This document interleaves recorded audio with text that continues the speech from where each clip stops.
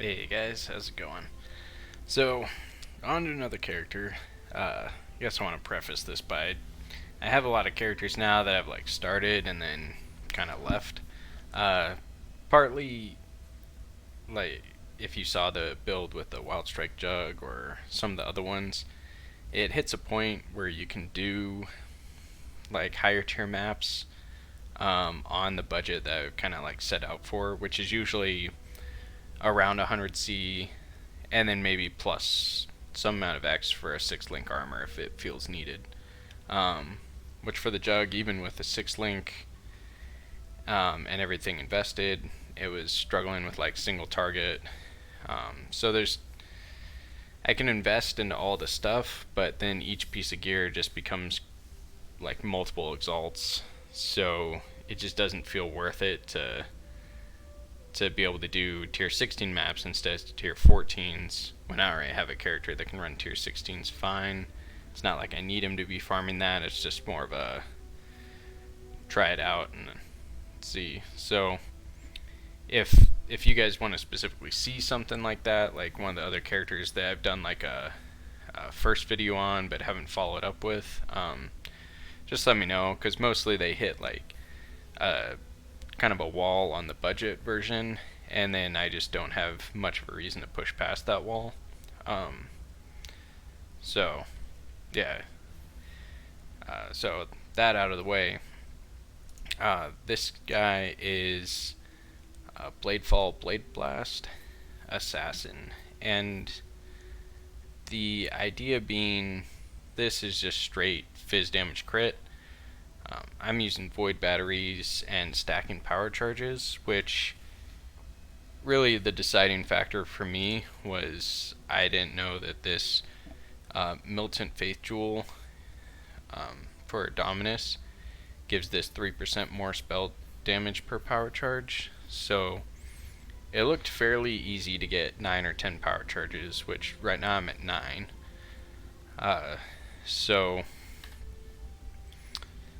So that's almost like another link to our thing, like a half link. And then void batteries give nice spell damage if you can stack that many power charges. So that was kind of it. Well, and then the other thing was void batteries right now are only like 20C or something, super cheap. So then this thing became super budget when I found out that these were only 20C. So each of these were 20C, and then everything else was super cheap. I 5-linked this on my own because it doesn't take overly much. These were like 10C, and really the idea is just getting as much cast speed as you can on your Bladefall so that you're not standing still too long before you get your damage out. And the rest of this stuff is stuff I had sitting around for the most part. This just resistant life. This is also just resistant life. The amulet has cast speed and dex because I was running low on dex. I'll show you my tree in a second. I want it cannot be frozen and chilled because when I started leveling, one of the things I was running into is if you get frozen or stunned mid combo, so generally you'll Bladefall and then Bladeblast immediately after, but since you have Spell Echo, Spell Cascade on Bladefall, I'll show you real quick, you get that I don't know, longer cast animation. So that cast animation is with my 2 void batteries of cast speed, some cast speed on the amulet, supported by faster casting and the cast speed on these gloves. So you can imagine without cast speed on the amulet, without cast speed on the gloves, prior to putting these cast speed nodes in, the cast speed on Bladefall was kind of rough. At least in the sense of you'd cast it and a lot of times just get railed by a bunch of projectiles. So that became one of the only things I cared about. Getting this to be able to do maps was just get the cast speed up high enough where I could actually dodge stuff and not just get blasted. So it seems at a good point now. These gloves were very cheap. I mean, if you just look for faster casting and life, that's all that really matters on here. I think these were 10C, so all this stuff, belt, ring, amulet, helm, all like under 5C if you bought them. I had them just from leveling so many characters now. These Inyas were 5C, and this was another reason why I wanted to do the stacking power charges, because one, it seemed cheap with void batteries, and you got that easy plus spell damage node. And then here we get 5% move speed per power charge, so looking at 45-50% increased move speed, some nice life regen, and then just more or increased damage per power charge.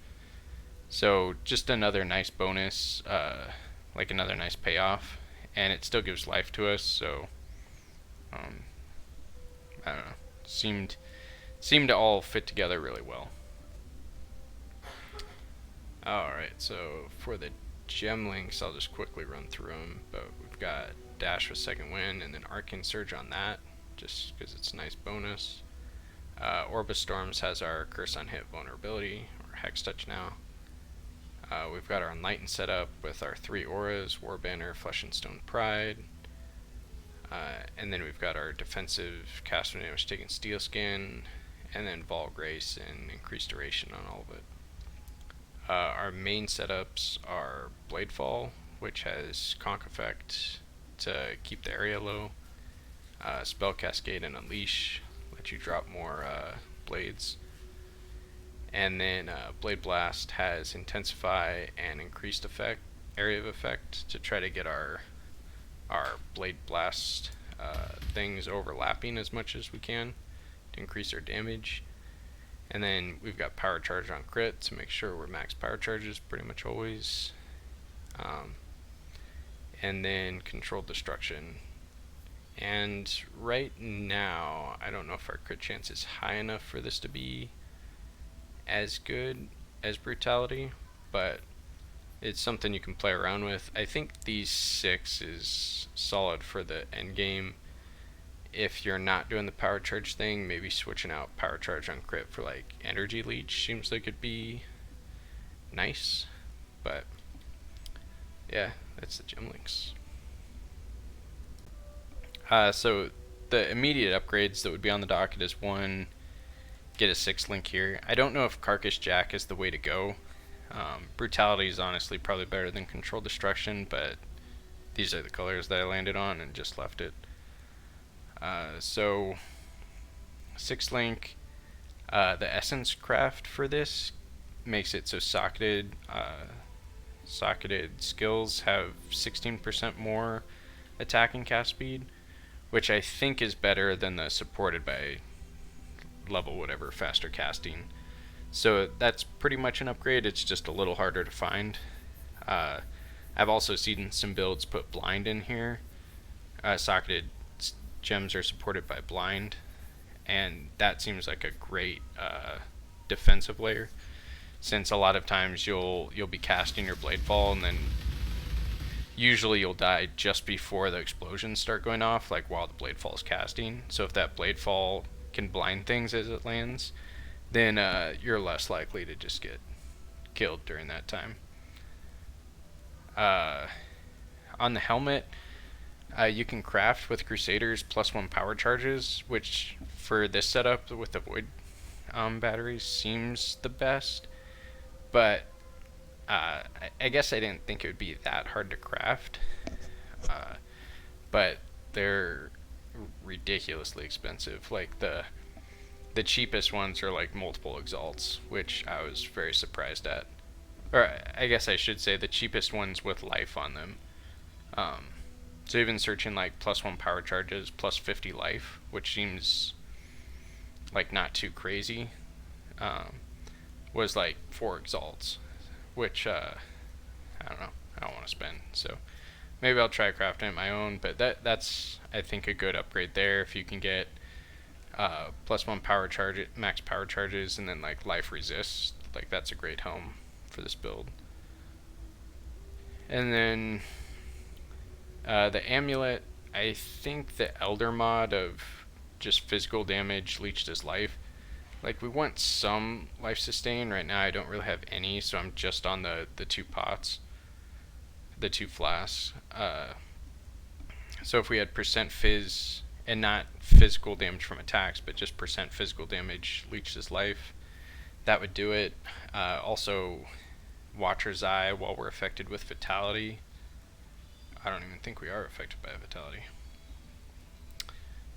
Okay, so that'd be run Vitality and use that mod.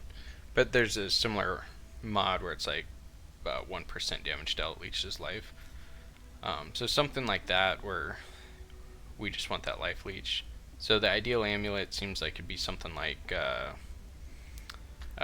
damage leeches life, cast speed, life, and then I don't know, resist. Maybe you probably want like a crafted on either Mint Frenzy or Endurance Charge, something like that. Disciple of the Unyielding I've really been liking.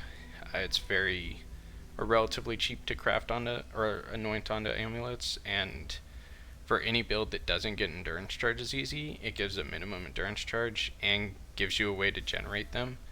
So it seems great, or at least adds that little bit of fizz reduction that we're generally lacking. So I've been liking it.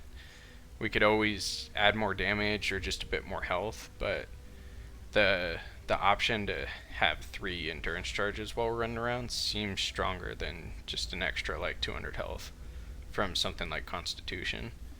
And it's also way cheaper than Constitution would be. Likewise, that Disciple of the Unyielding could be the Frenzy Charge one. Let me jump down there. This Disciple of Slaughter.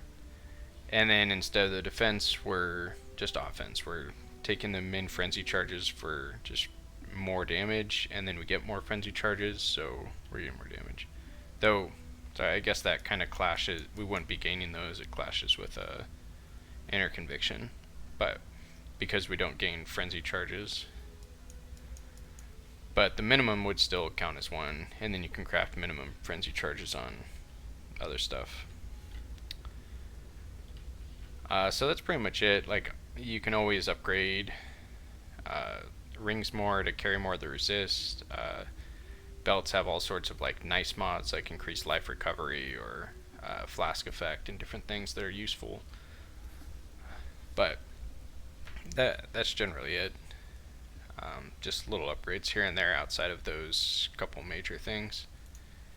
Flask, obviously, like Bottled Faith is great. I don't even have a diamond flask right now, which this sulfur flask would really just be a diamond flask, but let's see if I have one floating around. Don't. So that just other upgrades you can make.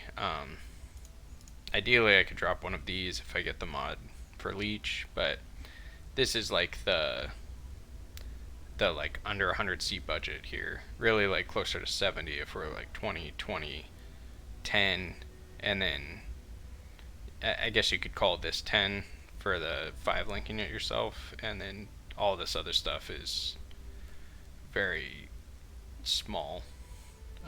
This was 5, and only because I tried to get an 8% one. So yeah, so as far as like budget build goes, I'm liking this so far.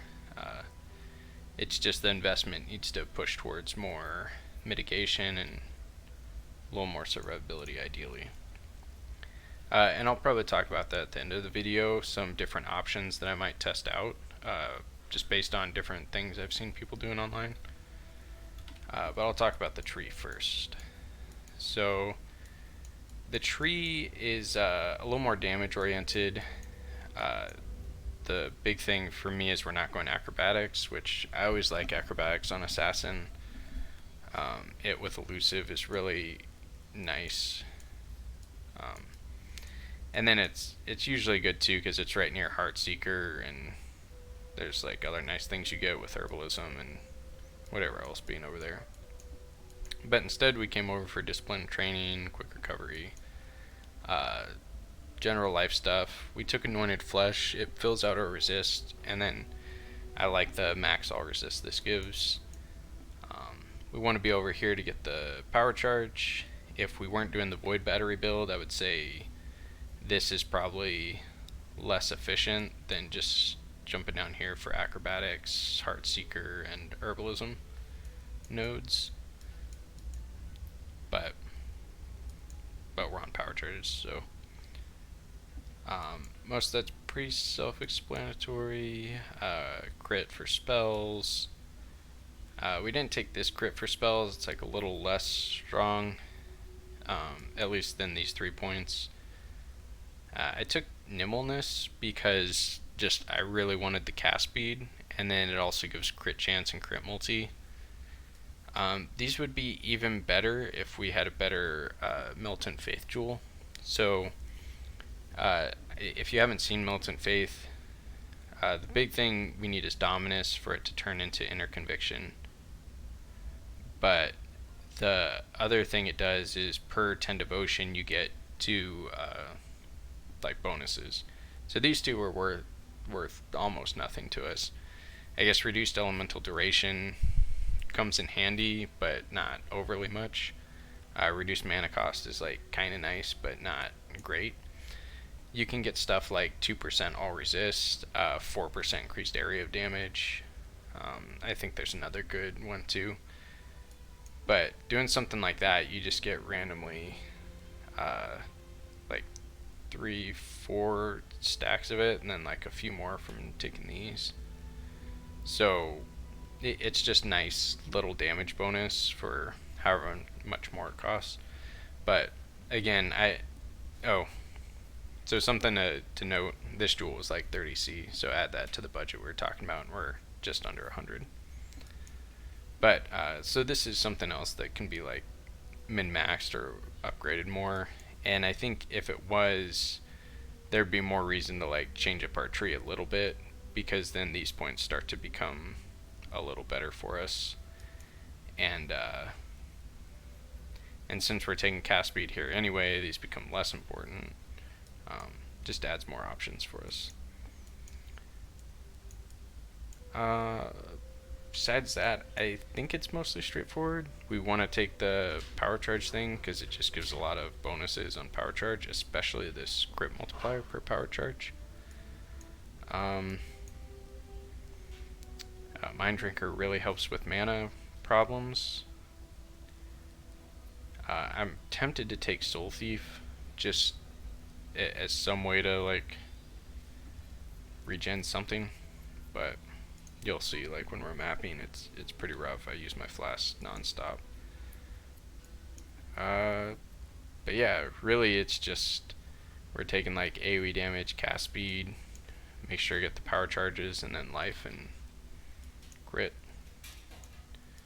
So that's mostly it.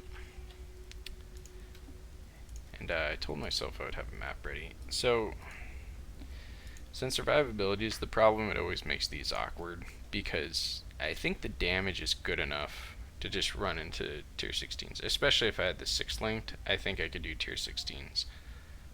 The part that's rough is if I position wrong, or I've had a hard time with betrayals, just because some of them will just one-shot me. I don't want to do beyond for this, and I don't think I'd do any elemental damage, but I'm kind of worried that if I do any, I'm just going to kill myself. Alright, here we go. But so obviously we can't do Fizz Reflect. Outside of that, most things are on the table. It's just kind of what you're comfortable with. I don't like running like Cursed with Vulnerability ones, because like we're already struggling with getting one shot, and it just makes it way easier to get one shot. So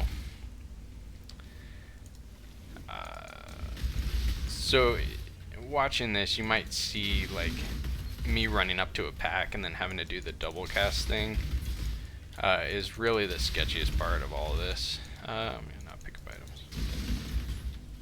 But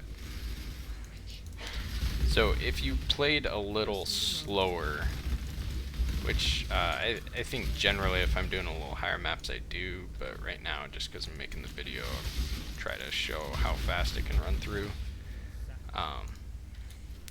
If you play a little slower, you can try to like off-screen things a little more, or like stay out of range of some stuff rather than just running like that face first into packs and then dropping everything.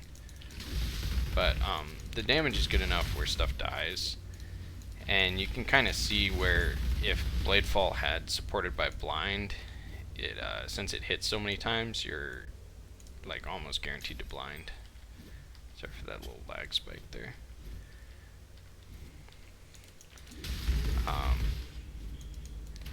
So I've mentioned the cast speed so many times, but that was a point for me where I almost just dropped the build, was when my cast speed was much lower. I didn't have the supported by faster casting on Bladefall, so the build was just feeling like really clunky, and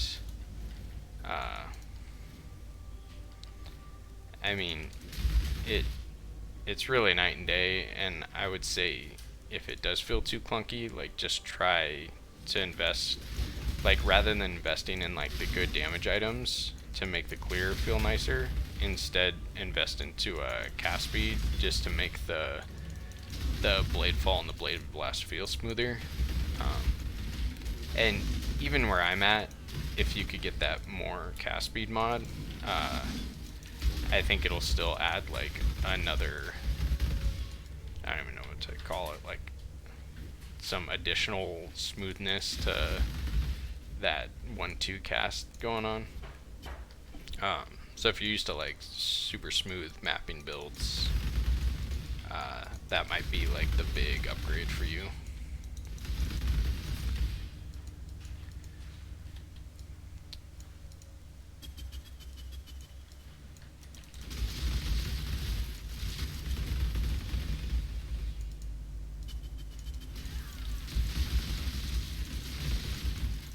So something crazy for me is most of the builds I've done are like a little safer and not great single target damage builds. So oops. So having like pretty good boss killing ability like feels nice. I mean, if you've played anything that's like a super boss killer, like a double strike type of thing, or what have you, then this might even feel slow, or like Blade Vortex kills stuff super quick. But yeah, so I just want, again, just give that like start budget option. Like if you're just trying to get into this, like here's how to start, and I've enjoyed it so far. Again, so like this becomes one of your biggest enablers for the build, is just getting the cast speed. One other thing to note is concentrate effect kind of goes along with what I was saying of having your Bladefall closer together so that more overlap. So if we take this out, they spread out just a little bit more, and that causes our single target damage to go down a good bit. So it's just something to keep in mind. Concentrate effect is like a bigger deal than it seems, I guess. And that's where I think if we removed Carcass Jack, we might have better. Like if we just take this off here, you can see how much closer they are together. So the single target, I think, would be. Oh, I can't Bladeblast, obviously, but I think the single target would potentially be better. But then the mapping might feel too slow or awkward. I mean, very end game, I think better than this would just be an explode chest. But I'm not even close to that, especially with this build. So something I was looking at too is instead of void batteries, just using cold iron points. And the big concern I have with that is the cast speed. So we're losing like 30-something% cast speed by dropping these for cold iron points. But I think our damage goes up a good bit by giving the +3 fizz levels to both of our main gems. And then it makes it so that we're a little less reliant on all these power charges. So it frees us up from this side of the tree, and we can instead go dump points into like getting acrobatics, and there's still good life over here. There's the crit multi over here. So that's something I might be doing. It's like another video. I might try to do one similar to this that's like still on a budget, but just here's cold iron points instead. And maybe I'll do a different armor just to try it out without the carcass jack. Inya's then becomes like questionable if we're only on, well, if we're only on 4 power charges, then this just seems much worse. But I think even if we just drop the 2 void batteries and leave it as is, we're down to 7 power charges, which still makes this like useful, still makes this probably good enough, like just 20% more damage. But it's probably what I'm gonna play around with. Another option, so we're using Enlighten to run Pride, War Banner, and Flesh and Stone. And since our mana costs are big, we're still I don't think we've ever gotten like it's not too bad now. Now that our mana is a little bigger. At the start, it's kind of rough. I think the Dream Fragments helps with it, with the mana regen. I thought I hit something else that had good mana regen, but so something else that I saw someone do is use two essence worms, which I had never thought of using 2. I think I've only seen builds with 1, but essence worm using zealotry and pride, which I think are both 50% ones, but zealotry gives you like more spell damage. I don't know if it gives more cast speed, but then neither of them are reserving mana, so then you're free to take mind over matter with a full mana bubble, and that seems like it could be a solution to the mitigation thing I'm talking about. And then that's not really hurt by going acrobatics, phase acrobatics. So that's kind of the direction I'm leaning, like switch out void batteries and the rings for cold iron points, 2 essence worms, probably move away from this side of the tree over into here. And maybe that's 2 different setups, maybe I can't do all of it at once, but that's what I'm looking at.